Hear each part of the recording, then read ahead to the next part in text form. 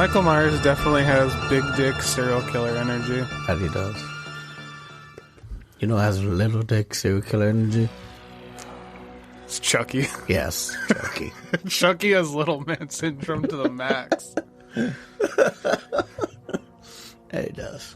Anyway, welcome everyone to Welcome back to our fucking podcast. welcome back to the Hecate's Doorway podcast, the show that has oh no, popping bottles, popping cans. Bottles. I don't know, man. I don't drink. Not anymore, at least. I'm just drinking a C4. I'm just drinking a C4. He's shaking as he drinks it. Give it shivers. Well, if any of you who listen to us regularly have probably noticed that our upload schedule has been pretty shit lately. Yes. We apologize for that. To be fair, I was sick for the past week. Yeah. So the first week that nothing came up, I was sick, and then like immediately after was Christmas. Yeah. And then last week Gabe got sick. I got the flu. Actually, not last week. The week before he got the flu, and then last week we didn't make one because he was still coughing. He's still coughing now, but not nearly as bad. Yeah. Cough drops help. So, all of that to say, hopefully we are back to normal now. We will see. Normal-ish. Normal-ish, yeah. I just realized we don't have a tagline for this show. A tagline? Yeah, but I think it's kind of cheesy, so maybe we don't need one.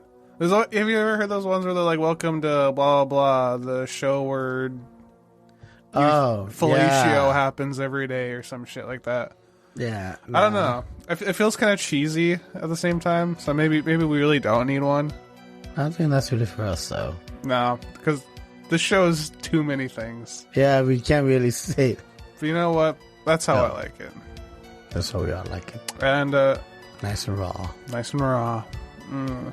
Kind of. Today's episode is kind of incorporates almost everything that the show covers all in one. So yes, today we are talking about Spring Heel Jack. Tally ho, motherfucker. A little bit of everything. There's a little bit of true crime in this because apparently, whether or not Spring Heel Jack actually existed, something happened to some people, and you can also throw the unsolved mystery aspect into it too. Yeah. History, because we're going all the way back to fucking Victorian England. Ooh. The funnest, but not really the funnest time. Not really, no. Besides the dark periods, of course. Yeah, besides those. You can even throw, like, paranormal or cryptid, because who knows what the fuck Spring Heel Jack actually was. True. We probably won't figure that out today, because that would be huge news. Or ever. Yeah, probably not ever, because it probably just doesn't actually exist. But yeah, no, let's just jump into this, huh? Yay. So, this one's going to be kind of a weird one, too, because it's very all over the place, and I'm going to try my best to keep it condensed. But we'll just start with this shit. So, Spring Heel Jack was a figure from Victorian-era English folklore, first appearing sometime in 1837 in suburban England. The most common description of him is that of a tall, gentleman-like figure, clad in a black robe with what was said to be a white, oilskin suit underneath, and at times an odd headpiece, though the physical description of Spring Heel Jack can be as odd as legends themselves, which is something we will step into a little bit as we go, is that his physical descriptions were very inconsistent. Spooky. Oh, spooky! We're gonna get spooky up in here, dude. It is a spooky time.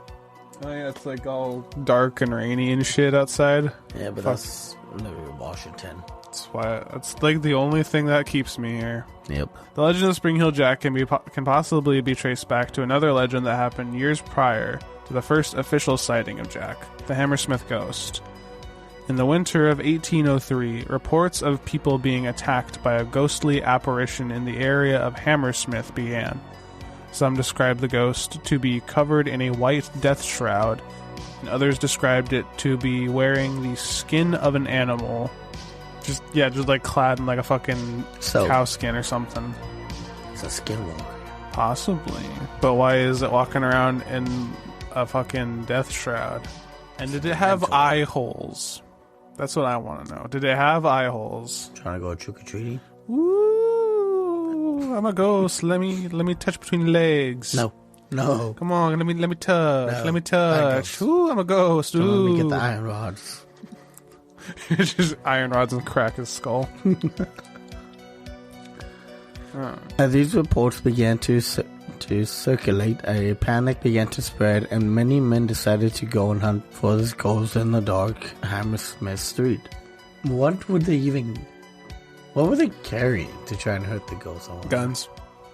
I will caveat that by saying that I'm pretty sure the majority of them weren't like dead convinced that it was actually like a ghost. I think a lot of them thought that it was just someone fucking around, and I think that, or they were like, even if it is a ghost, gun. You know, I got me musket. I guess they must have salt on them. I don't know. We'll have to do a whole episode on like Victorian era like spiritual beliefs, because one thing to just kind of throw into this right now is this was kind of like the time when I guess you could say this is probably the first time the Christian church kind of like lost influence a little bit. This was like the time when like science was kind of starting to creep up and like spirituality was creeping up. People thought more about like ghosts and monsters and kind of shit like that, like detached from religion. So this was like a time where people were very like wondering, like, you know, what is a ghost, what hurts ghosts, how do I summon ghosts? You know, this is the time of like spirit photography and seances and stuff like that. Yeah, Seances. Ooh, fake stuff. Ooh, oh, it's all maybe fake. Not fake. Nuh-uh. No. There's no way it's all fake. Mm-hmm. On January 3rd, 1804, Officer Francis Smith was one of those hunters. He walked down Black Lion Lane, armed with a hunting rifle, when he spotted a man in all white. Believing to be standing face to face with the Hammersmith ghost, Francis shot the figure dead. Though this was no ghost, nor was it a man pretending to be one. The man who had been shot was a bricklayer by the name of Thomas Millward, whose bricklayer uniform consists of a white pants and a white shirt, a white waistcoat, and a white apron. Bruh. Yes, this man was just going to work and was shot dead. Ouch. Some reports of this say that the officer, Francis, was a little drunk too. Of course. And there's other reports that say he says he shouted at the man like, you know, like, hey, stop there or I'll shoot. And he didn't say anything. But I kind of call bullshit on that, because if I'm walking towards a guy and he's got a gun and he's like, stop or I'm going to shoot you, I'm going to stop. So I think that part might have just been like, I told him to stop, but he didn't, so I thought it was a ghost. But yeah, apparently he was a little drunk. I'm pretty sure everyone in this era is like drunk all the time. Yeah. Though the Hammersmith ghost wasn't the only ghastly white attacker prowling in the early 1800s, it's probably the most popular. So these tales of glowing white and animal skin wearing men attacking pedestrians seem to come back in full swing when Spring-Heeled Jack makes his first appearance. Yeah, there's a lot of connections between what people said about the ghost and a lot of these ghosts and what the early description of Spring-Heeled Jack are. Yeah. Mostly like the fact that I don't know why they all had animal skin, and I'm not sure if animal skin was just the best way they could describe what they saw, or if they were actually wearing animal pelts. Maybe. We'll get into that a little bit later, but that's like similar to how they describe Spring-Heeled Jack a little bit. Yeah. Some of the earliest reports of what could have been Spring-Heeled Jack come from 1837. In October, when Mary Stevens was walking to Lavender Hill where she worked as a servant, a tall figure leapt out at her from the dark and grabbed her arm tightly as it began kissing her face and ripping her clothes. Mary screamed out for help and the tall figure ran off. Soon after, a small group of people came to Mary's aid and could not find her attacker. The next day, a report of a tall man leaping in front of a carriage, causing it to crash. Onlookers said the figure escaped by leaping over a 9-foot-high wall. Wee. But that's basically the MO for the majority of these sightings is Jack comes after women, rips their clothes off, possibly does a little more. Hasn't really killed anyone. No one's died. I don't think. I think some people attribute, like, they say, like, some people go into fits. Yeah. I don't know exactly what fits. Manic episodes? I guess. Like, that's the tough part, because the way they describe something, back in 1830s is, gonna kind of be lost unless you go, like, hella deep in and try to figure out what that exact person was going through. Yeah. But I can only assume, it was like manic episodes, panic attacks, possibly seizures. I don't know. Yeah, you get that a lot. But there's that. There's a little something for you. He wasn't just jumping over walls. He was raping women. He was trying to rape him. But failed. Yeah, he couldn't get his dick out. Maybe it was the claws. Maybe it was the fact that he was 6 to 7 feet tall. It took him too long to get it out. Yeah. He's really got to bend down there. Mm-hmm. Months later, in January of 1838, the first official recognized attacks would... so before this, the police ignored it, basically. They did not recognize these attacks were actually happening by someone that was supposed to be Spring Hero Jack. Yeah, there's... They just thought that either they were a coincidence that they'd happen right next to each other, or people were making it up. And there's a lot of talk that, like, there's a lot of talk that, like, the mayor and a lot of people thought this was all bullshit. Yeah. And that's not so much to their discredit, because they're saying a giant man who can jump over buildings and spit fire is attacking them. So... Mario, that you. One of the wildest attacks being of Jane Alsop, who was attacked in her own home before her family could fend off the attacker. Jane was a described attacker. He was wearing a kind of helmet and a tight-fitting white costume like an oilskin, and he vomited blue and white flames. Oilskin, I'm pretty sure, means like a wetsuit. Yeah. Which, this is kind of like I think the most consistent description of him is he's got like this big black cape on. Underneath he's got this like tight white wetsuit looking thing. He's wearing metal claws, they say. Like he's got like a glove that's got claws, what a lot of them say. Yeah. And then some kind of helmet. There's other descriptors. That's the most common one, I think. We'll touch on that a little bit later, too. It's funny. Didn't the Mythbusters try to do something like this? Where they like try to replicate like having like a giant like springs or like I think they did, but that's kind of that's a funny point, because in all of my going through this, I don't know that there was any attacker who described him as having spring shoes. Yeah. So they basically just say he jumped that high. He didn't have spring shoes. I guess how could they know what they were though? That's also that's a big part that I saw in in some of the research I was doing. I was watching a video, and we'll probably go on this a little more towards the end. But the video that the guy was kind of going over a lot of stuff, said it was one thing he thought is that the way they describe him sounds really weird, and it's possibly because they didn't know what they were describing. Maybe they saw things they've never seen before. They didn't know possibly how to describe it. We'll touch on that a little bit later, just because that gets in a little bit of kind of weird territory. But I think it's hella fun. There's the industrial age, and there's always new stuff being invented.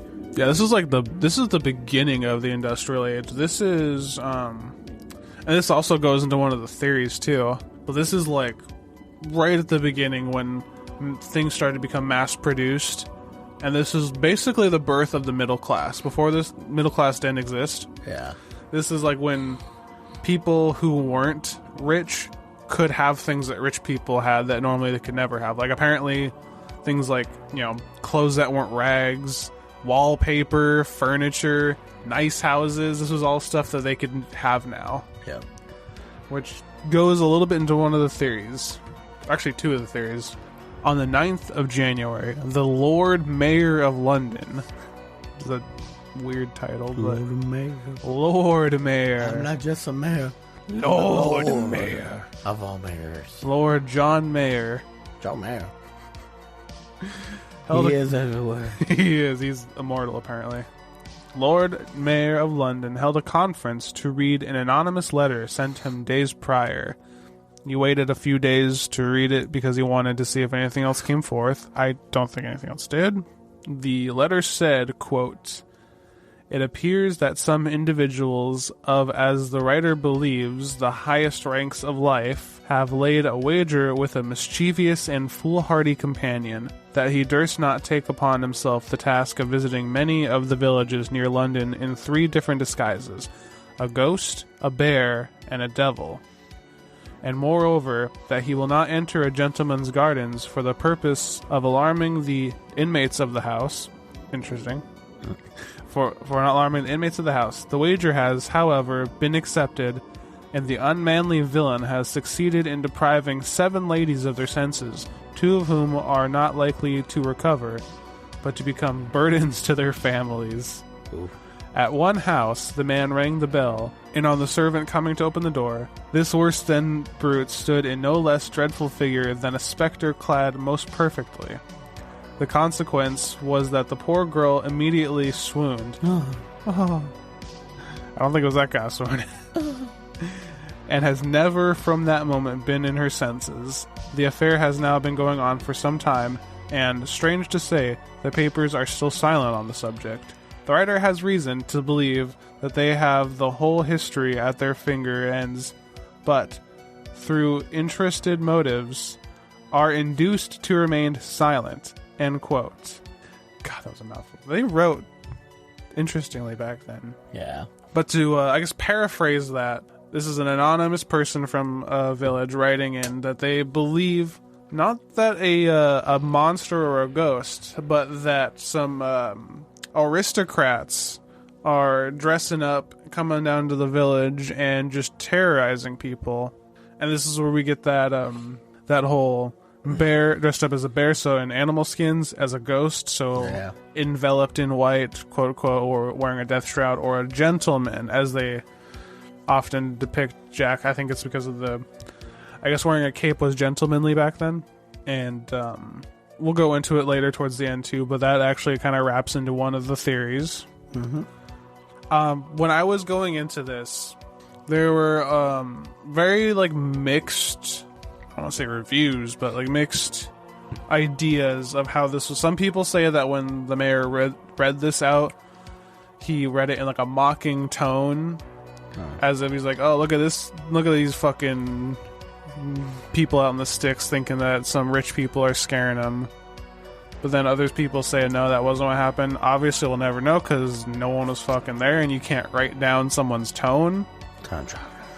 Yeah. I figured I'd throw that in. Yeah. You can do with what you wish. I have no idea. I don't think it honestly even matters. Nah. Not really. It can matter a smidge, but not that It's much. back with Jack the Ripper. People thought he was some higher class lord or someone of higher standing. Yeah, they did, and there's a pretty good reason for that, I would say. Yeah. Which we will wrap around at Some point. some point. On February 28th, 1838, Lucy Scales and her sister were walking home after visiting their brother at Limehouse. Lucy claimed that as they walked, they came upon a man standing in the street wearing a large cloak. Lucy was walking in front of her sister, and she walked past a man. He shot a quantity of blue flame at her face. She said it made it hard to see. She then dropped to the ground terrified. The sister had not gone far from their brother's home at the time of the attack, and when he heard his sister screaming, he ran to their aid to find Lucy in fits, and as his sister held her, they took Lucy back to their home and asked what had happened to her. Lucy's sister described the attacker as a tall, thin man with a gentlemanly appearance. He was wearing a large black cloak with a bullseye lantern on his chest. He said nothing and quickly walked away after attacking Lucy. Police were unable to find Lucy's attacker. Bullseye lantern is, if you can imagine, the old Victorian cops who have the lanterns that look almost look like traffic lights. You know, the ones that they're a circle and then they have the traffic light cone thing coming out. Yeah. One of those, I think. Yeah, this was one of the ones where they claimed that he had some kind of light on his chest. Yeah. Not like holding it, but it was on his chest. But it was really fucking weird. You think maybe he has some kind of chemistry? Would he keep the light to his chest? He'd keep like the flame exposed, and as he breathes, he'd breathe out some kind of chemical which would turn the fire blue. Well, that's... he spat them out into people's faces. That's another thing, is I'm pretty fucking sure it's not fire. Yeah. Because no one's who's had this experience has ever been burnt. Like, Lucy was not burnt, even though she had fire spat at her face. True, but the fire wouldn't exactly leave. Unless it was extremely hot, it wouldn't have burned her right away, because I've gotten, not hurt by fire, but I've lit the pilot light only to realize I forgot to turn the gas valve off. She just has like a flame of fire shoot up, basically singeing my arm hair, but that's about it. Isn't blue, I'd be wrong about this, but doesn't blue mean it's hotter than like an orange fire? Technically yes, but there is certain stuff you can add to fires to change the color. I think salt and some magnesium, maybe? I can't remember exactly. But I know salt is one of the things you can add to fire to change almost the color. So either he's changing the color of his fire for... just for added effect to make it look like... because regular fire is regular fire, but if you see someone spitting out blue fire, they're like, oh shit. Oh shit. That's even worse. I'm gonna stay away from this guy. Yeah. But yeah, no, that's a good idea. Like the fire... something comes... because he's talking about this like it's like a solid thing, but they always say that he's wearing some kind of helmet or mask. Yeah. So I guess it could be like a chemical reaction to his lantern chest. He could breathe out something and spits it out from the contact with flame. It's really weird though that in this instance he breathes fire at her, makes her fall down, and then just walks away. True. I wonder what did he implant something into her, like a microchip? Microchips. Folks. A man named Thomas Milbank was arrested for the attack on Lucy. Thomas had been boasting at many bars that he was, in fact, Spring Heel Jack. The arresting officer claimed Thomas was wearing white overalls and a black greatcoat, which he dropped outside the brothers' home. He'd apparently also dropped a candle a little ways away. He was tried for the attack, but was let go because Lucy was insistent that her attacker could breathe fire, and Thomas couldn't. I don't know quite how I feel about that. Yeah. You don't always need... I mean, if it's dark enough and they don't understand what's going on, you can fake it. It's almost like you're breathing fire. Yeah. I couldn't find out what time of day this was, though. Oh. I'm sure it's in summer, but I couldn't find it. But, I mean, that's totally possible. Like, a lot of this shit could be people seeing things because they're fucking scared that some big dude's attacking them. Yeah. Sightings became less and less frequent until 1843. A tall man with the visage of the devil himself was said to be attacking mail coaches in East Anglia and Northamptonshire. And in the 1870s, we see some of the last reported sightings of Jack.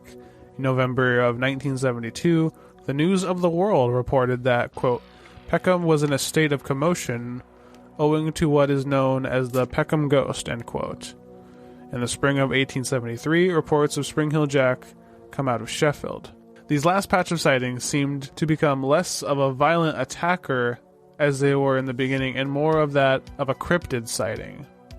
And that may be because of a few things, one of which may have been the appearance of Spring Heel Jack as a recurring character in his own Penny Dreadful. At the end, the sightings they basically stop being women being attacked and more of people just being like, yo, I think I saw Spring Heel Jack. And around, what was it, 1843, Penny Dreadfuls start coming out with Spring Heel Jack being like the main antagonist.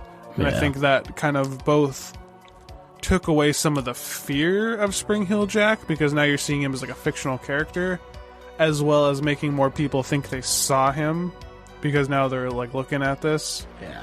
Which I believe is that's where that picture comes from. I think everyone's seen where he's like standing on like a fucking, I don't know, like a wall or something. He's spreading his big bat wings and he's got the weird devil horns.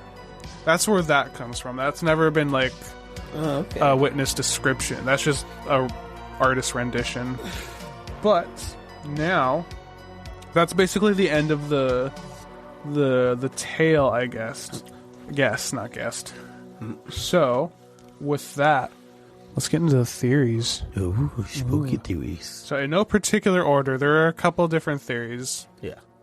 The first theory, and probably the best theory in my opinion, is that certain members of the aristocrats were kind of doing this. Yeah. A big contributor, we talked about this a little bit too a minute ago, the fact that this is, the birth of the industrial ages. This is when middle class comes about. And on one hand, it's pretty well known that a lot of the people, if not most of the people up in the higher class, were not happy that the people who work for them, that their servants, are now walking around in clothes that look almost as good as theirs, going to homes that look almost as good as theirs, going out to eat at restaurants.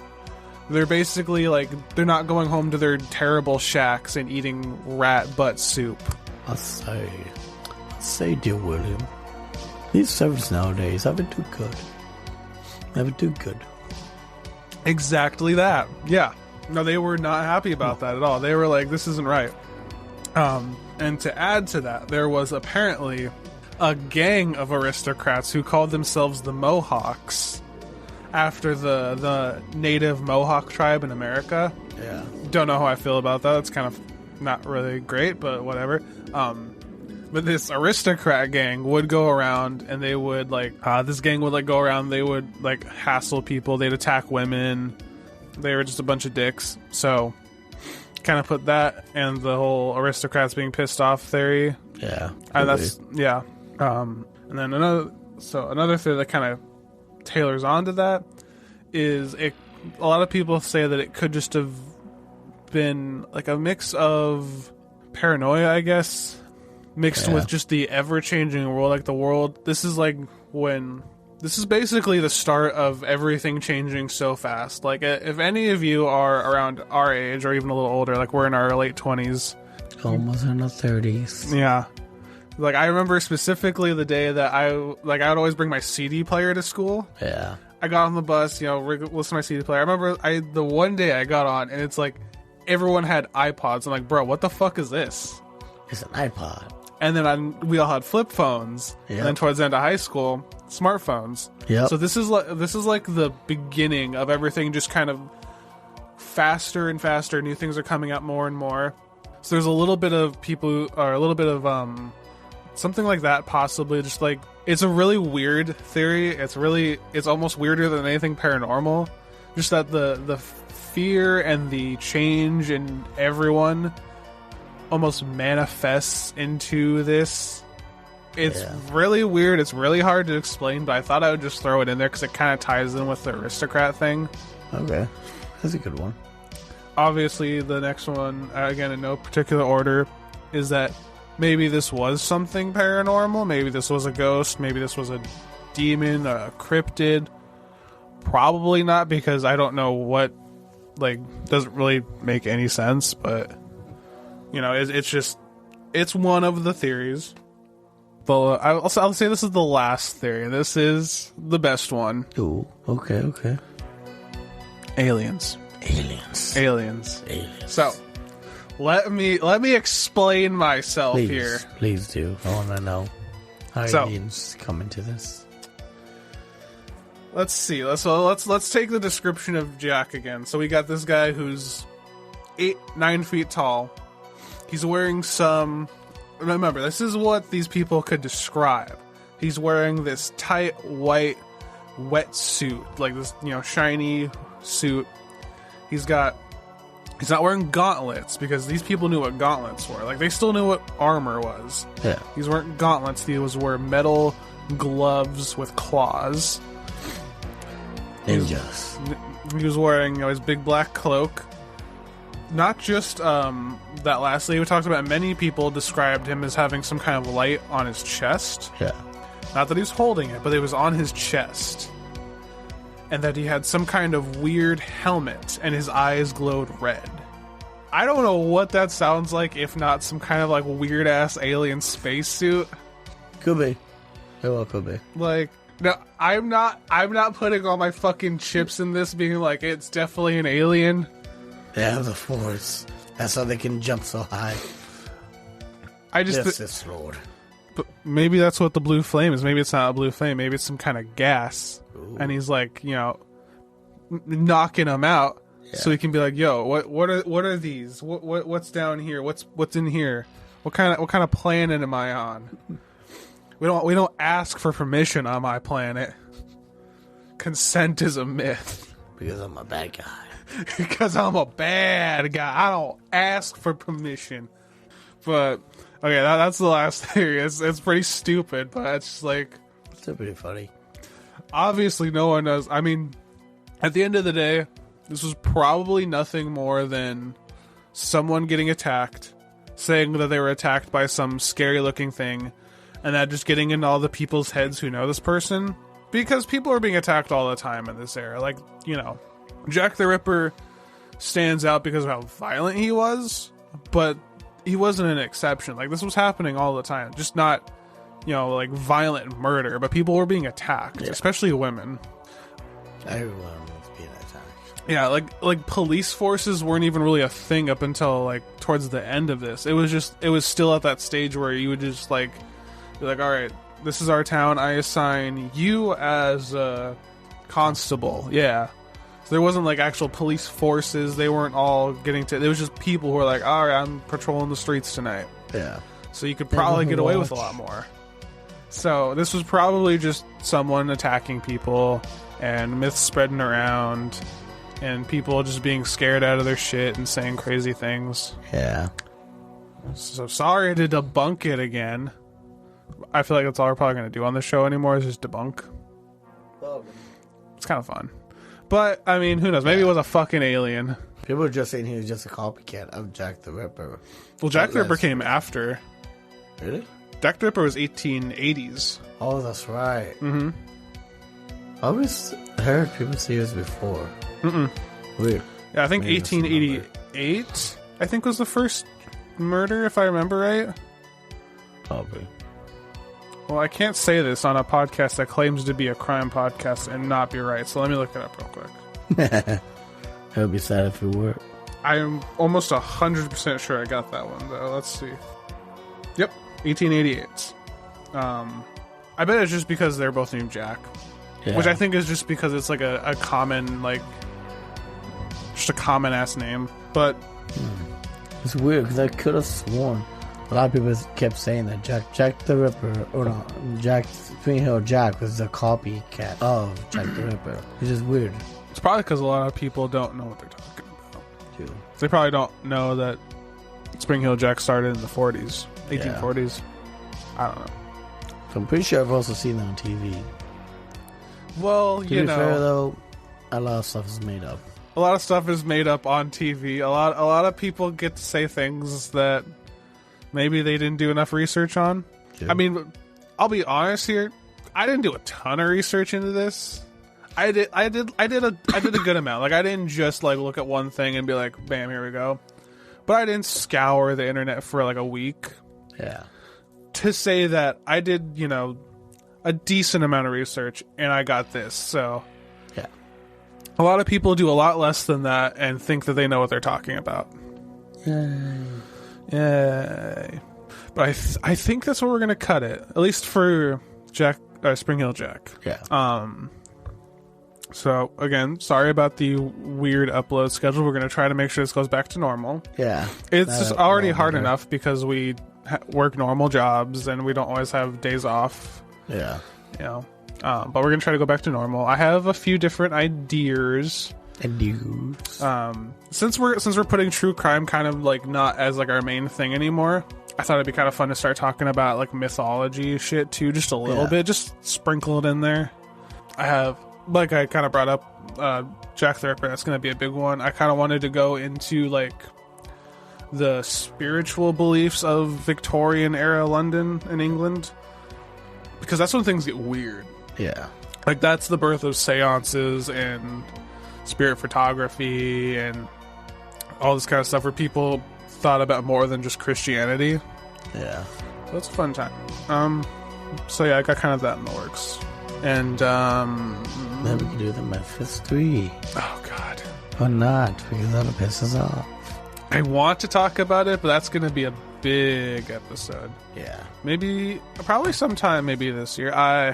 I'm hoping to do my episode about the Black Dahlia sometime this year.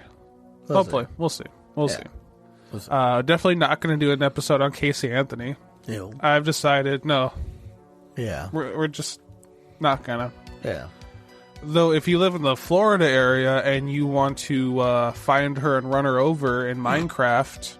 In Minecraft. Yeah. That would be really cool. In Minecraft. Don't do it... Or Roblox. Don't do it in reality. Just do it in Minecraft. Or Roblox, yeah, cool. But if you want to take your fucking Ford F-150 and just, use her as a human speed bump, that would be sick. That would make my year. Casey Anthony killed in fatal accident. Bruh. Let's go drink. Ooh. What are you guys celebrating? Oh, just someone saying goodbye. Death of a bitch. I don't know, yeah, but in Minecraft. Minecraft, of course. Yeah, in Minecraft. Is she still in Florida? Probably. I don't fucking know. I think it's the only place she can live anymore. Probably. Like, I don't know. I can't imagine anywhere else being like, yo, Casey Anthony lives here? Bruh, sick. I think only Florida. Yeah. But alright, that was the episode. Thank y'all for coming and listening, those of you that stuck around. Yeah, if you're still here. I'm sure they are. I'm sure you haven't abandoned us just because we didn't upload for 1 week, you fucking asshole. Don't talk to our children like that. I'm Peter Children. Don't be there. I'm gonna smack them. I'm gonna spend like fucking 3 hours getting this ready so I can be up tomorrow. Nice. Woo! I think that's it. I guess so. Yeah, we're not. All right then. Thank you. Lock your doors. Lock your windows. Abandon Christianity. Ooh. Kill Casey Anthony in Minecraft. Hail Satan. Or Blessed be. bye, you fucking piece of shit.